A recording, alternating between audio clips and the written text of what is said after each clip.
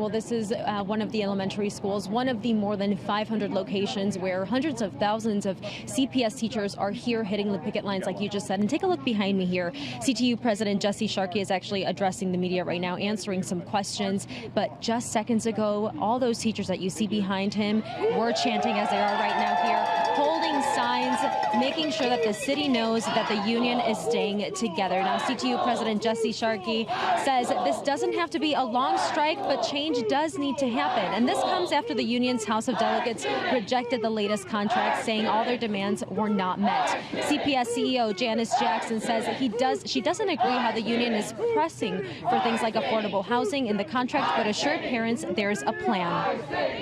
We have not seen the urgency that I think that this situation demands from our partners at CTU. While we had hoped to avoid a work stoppage, our team has been planning for the potential outcome, and we want to make sure that parents know that we have a thorough contingency plan in place so that students have a safe place to go.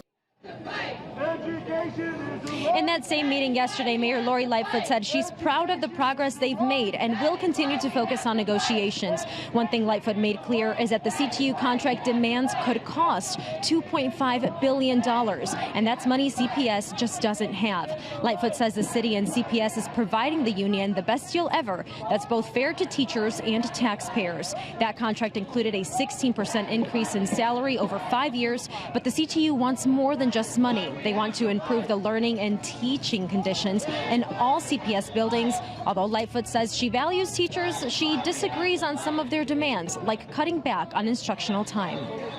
We will not cheat our children out of instructional time, and I won't agree to any changes that do that.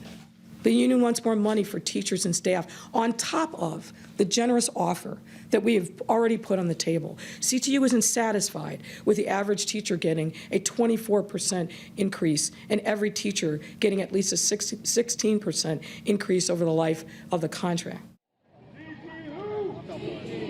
Now, Mayor Lightfoot said she didn't want to speculate on how long this strike was going to last, and Jesse Sharkey just said it's up to the mayor to decide how long this strike is going to last. Of course, we'll stay on top of the story. Very active scene here on the north side of the city at Pierce Elementary. We'll, of course, continue to report the latest. I'm live in Andersonville this morning. Diana Gutierrez, The Jam.